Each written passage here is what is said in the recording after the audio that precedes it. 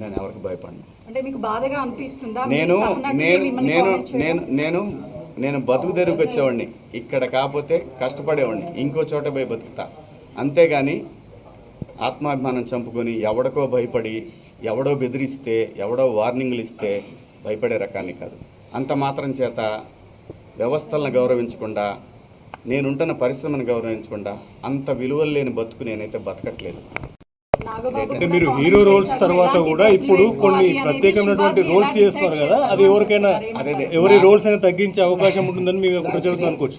నా చూడండి, నాకు భగవంతుడు ఈ జన్మలో నటుడిగా బతకమని ఇచ్చాడు. ఏదైతే తెలంగాణ మహిళా కమిషన్ కుట్ర పన్నుతున్నారు ఏంటనేది కనిపిస్తానే ఉంది. వాళ్ళకి ధైర్యం వచ్చి మాట్లాడిన ఇద్దరిని మీరు మీ బయట కుట్ర చేస్తామని చెప్తున్నారా? చిచి పాపం, వాళ్ళకి ఏం సంబంధం, వాళ్ళ అమాయకులు అంతే. మీడియా ముఖంగా మహిళలకి మరొకసారి మనం చెప్పాలనుకుంటున్నారా? నేను మహిళలకి చెప్పాల్సింది ఏమీ లేదు. దయచేసి ఒరే అబ్బాయిలు,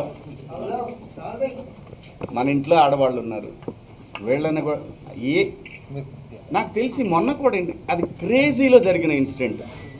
ఒక ఆర్టిస్టులు కనపడ్డప్పుడు జనాలు, పిల్లలు ఎగబడతారు. అదేమైందంటే ఇబ్బందికరంగా అనిపిస్తుంది. ఆ పాపం వాళ్ళకేంటి, నేను భాష రాదని మాత్రమే చెప్పాను కానీ లేకపోతే ఆ సలహా కూడా ఇచ్చేవాడిని కాదు. ఎంబ్రాసింగ్గా ఫీల్ అయిందని ఓ మాట చెప్దామనే దాంట్లో మాటలు తూలాను. దానికి అపాలజీ కూడా చెప్పేశాను. థ్యాంక్ యూ అండి. మీడియా సోదరులకు కూడా నేను చెప్పేది ఏంటంటే వదిలేద్దాం దీన్ని.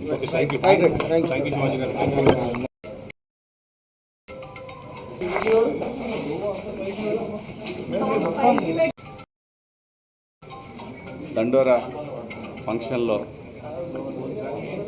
నా ద్వారా వచ్చిన అన్పార్లమెంటరీ లాంగ్వేజ్ మీద